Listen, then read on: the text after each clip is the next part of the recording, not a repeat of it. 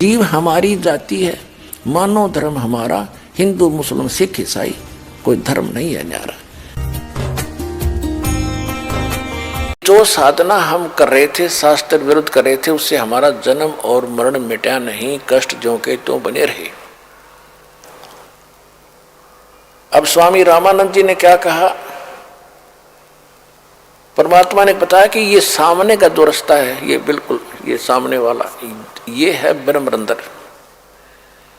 और ये तुम्हारे किसी भी मंत्र से, ना ओम जाप से, ना ओम नमः शिवाय है, और न ही ओम भागवते वासुदेव, ओम नमः भागवते वासुदेव है, और ना किसी और मंत्र से ये सामने का नहीं खुलेगा। मेरे पास वो सतनाम है जिसके जाप से सामने का दरवाजा खुलेगा, अन्यथा ये गेट कभी नहीं खुलता तुम्हारा, ये बंद पड़ा है तुम्हारा। और कोई कोशिश करके देख, रामानंद जी जो मंत्र जाने था, जो भी गायत्री मंत्र से ने घोट रखा था, ये दुर्वेद अध्याय नंबर 36 का मंत्र 3, उसका ओम मंत्र ला को भी जाप कर लिया, ना खुला, बैठ गया चुप हो गया, क्योंकि स्वप्न सा हो रहा था, जैसे स्वप्न में देखते हैं ऐसे चल रहा था, बैठा समाधिस्थ था, परमात्मा सामने बैठे और उसको परमात्मा आगे भी बैठे त्रिकुटी पर, त्रिवेणी के पर। तो वहाँ कहते हैं कि मैं दिखाऊं अब खोल के, मैं जाप करता हूँ अपने मंत्र का, जो गुप्त मंत्र मेरे पास है शक्तिशाली, जो मोक्ष मंत्र है, 2 अक्षर का है सतनाम, 2 अक्षर का, जिसमें एक ओम मंत्र है और एक तत्व गुप्त है।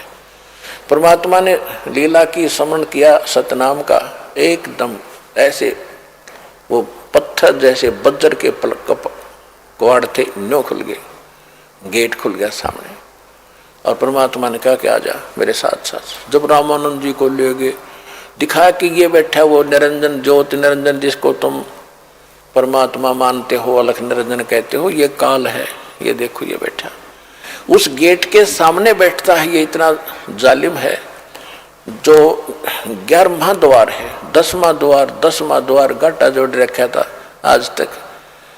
10वां तो काल के जाल में रहता है, और 11वां भी पार नहीं करता, 12वां द्वार पार करेगा, 12वें से पार होकर हम सतलोक जाएंगे।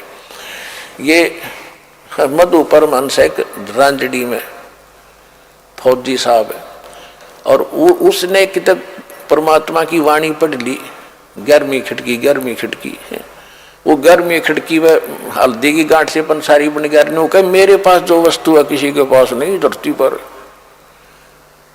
क्या क्या है उसके पास? मंत्र क्या देता? सतनाम और सतगुरु, यो तो उसका मंत्र है। और फिर कान में ना वो भी ना करता सुनता, नो कर दे है। वो साधक दीक्षा लेने वाला कहता महाराज जी को सुना नहीं, कहते ये सुनन का नहीं, ये कहने का भी नहीं, अंदर तेरा ताकत डाल दी, सार शब्द है, आदि शब्द है। और उसने पाएगी कि 10 पढ़ ली, परमात्मा की वाणी को समझना बालकों का खेल है। 11वीं खिड़की, 11वां द्वार, 11वां तो इस काल के लोक से पार करेंगे, 11वां जाएगा अक्षर पुरुष के लोक में प्रवेश कर जाएगा, 11वां फिर भी पार नहीं हुए। उसके बाद फिर 12वां द्वार है, जब 11वां द्वार है उस पर ये खुद बैठा है ये काल, और इतना विकराल रूप है, कति कड़ लागे बैठा है उसके।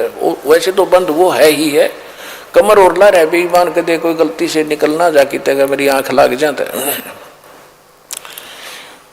तो वहां जब कोई जाता है, पहले तो उसका इतना तेज है, इतनी ताकत, तो उसकी चारों तरफ उसने ऐसा छोड़ रखी है कि कोई जा नहीं सकता आम जीव।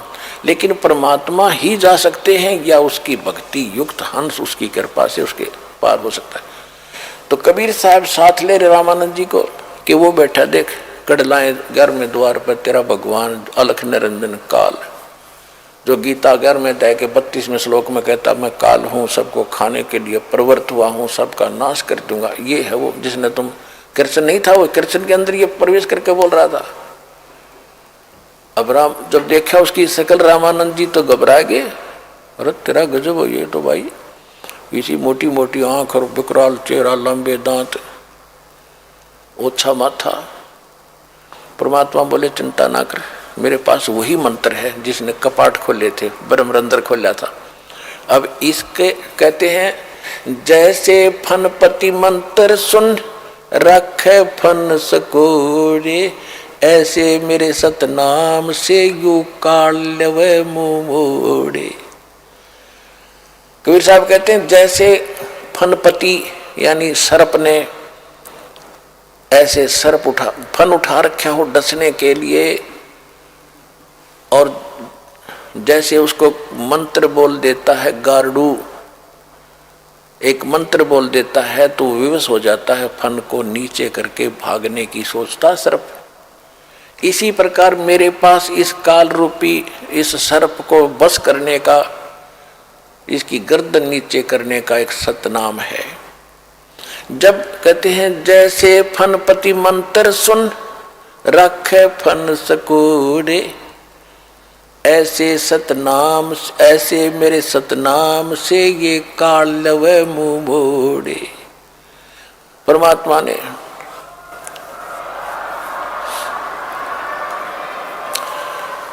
परमेश्वर कबीर परमेश्वर जी ने सतनाम का सेवन किया और काल एकदम नीची गर्दन कर गया। नो नीची गर्दन करते उसके सिर पे पैर रख के गुद्दी में, और रामानंद जी से कहा कि आजा मेरे साथ।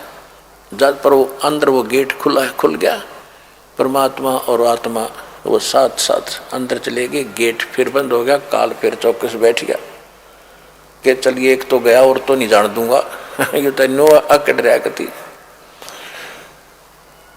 अब 11वां द्वार जब पार किया, वो अक्सर पुरुष का लोक है, सात संग ब्रह्मांड का क्षेत्र है, उससे पार करके फिर आता है 12वां द्वार, और 12वां द्वार पार करके फिर आता सतलोक, जहां जाने के बाद फिर लौटकर कभी संसार में नहीं आते।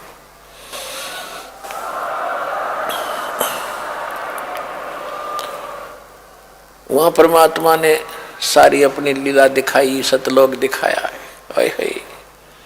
पुण्यात्माओं तो उसकी सारा वर्णन कर दिया तो आपके मुंह में पानी आ जाए, ऐसी बढ़िया मेवा है, ऐसी बढ़िया व्यवस्था है। लेकिन अभी आपसे भक्ति भी तो करानी है, भक्ति करा के फिर ले चलेंगे। तो वहां जब पहुंचे, वहां पर सारा शोभा देखी, इतना सुंदर वातावरण, ना गर्मी है ना सर्दी है, सुंदर तेजों में शरीर है, तेजों में एकदम 16 सूर्य जितना प्रकाश रामानंद जी के शरीर का हो गया, तो वहां शरीर मिला उसको। और परमात्मा कबीर जी जिन उस छोटे बालक के रूप में उनके साथ जा रहे थे, वहां दूसरे रूप में देखा है गुम्मट के अंदर बहुत बड़े गुम्मट, यानी परमात्मा बैठे हैं उसमें, और सिंहासन पर विराजमान है, सुंदर सिंहासन, हीरे पन्ने जड़े हुए, सिर पर मुकुट है मालिक के, एक रोम में बाल में करोड़ सूर्य मिला दे, करोड़ चंद्रमा, इतनी रोशनी। तो छोटे बालक वहां शरीर लंबे लंबे हो जाते हैं, जाते ही अच्छे लंबे सुंदर लगते हैं वो लंबे शरीर। तो वहां एक चौर रखा था, जैसे सफेद सफेद बाल से वाला चौर यहाँ करते हैं बच्चे, वो चौर उठाया परमात्मा कबीर जी ने, और तेजों में शरीर के ऊपर चौर करने लगे सिर पे। रामानंद जी ने सोचा भगवान ये है, और कबीर जी इनके कोई नौकर नाकर यहाँ के कोई गण गए होंगे, ये कोई यहाँ के देव होंगे इस लोक के। इतने में तेजों में शरीर खड़ा हुआ, 5 वर्ष का बालक बैठ गया उस अनंत कोट ब्रह्मांड के कंट्रोलर के सिंहासन पर, और चंवर वो तेजों में शरीर खड़ा खड़ा, यानी दूसरे रूप अपना ही डबल रोल करते हुए चंवर करने लगे। रामानंद जी सोच रहे हैं ये क्या हुआ भाई, ये कबीर बैठ गया गद्दी पर, भगवान जिसको मालिक समझ रहा था मैं ये चौड़ कर। इतने में वो तेजों में जो बड़ा शरीर था 5 वर्ष के बालक में समा गया। अकेले कबीर साहब इतना तेजों में रूप हो गया उनका, और चौर अपने आप घूम रहा है सिर पे। जब देखा रामानंद जी ने को तेरा गजब हो रही, तो भगवान स्वयं यही तो है मालिक। चरणों में गिर गए, वहीं पर परमात्मा बोले सुन रामानंद, ये है मैं हूं वो परमात्मा, और जो मुझे यहाँ देख लेगा वो मुझे भगवान मानेगा, और संसार तो मुझे धानक जुला ही जानता है। अब आप वापस जाइए। एकदम ऐसा किया था, एकदम वापस आया रामानंद की आत्मा, ऐसे फड़क के उठा अब सामने परमात्मा बैठे। अगर ये स्वप्न न सोचता, कबीर जी सामने ना होते तो न सोचो मैंने स्वप्न आ गया होगा बैठे बैठे ने। आज जब सामने दिखा, ओए होए, वही बच्चा फिर सामने आ बैठे, चरणों में गिर गए। 104 वर्ष का विद्वान पुरुष, दुनिया महिमा करे उसकी, इस जैसा विद्वान नहीं, इस जैसा ज्ञानी नहीं, चरणों में पड़ गया 5 वर्ष के धानक के बालक के। और क्या कहा, दो ठोर है एक तू, भया एक से दो, गरीबदास हम कारणे तुम आए हो मगजो। बोलत रामानंद जी सुनो कबीर करतारे, गरीबदास सब रूप में तुम ही बोलन हारे।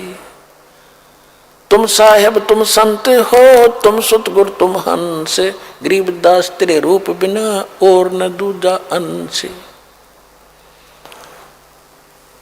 तो पुण्यात्माओं, आंखों देखा रामानंद जी ने बताया कि आप परमात्मा हो, दोनों जगह आप ही काम करते हो।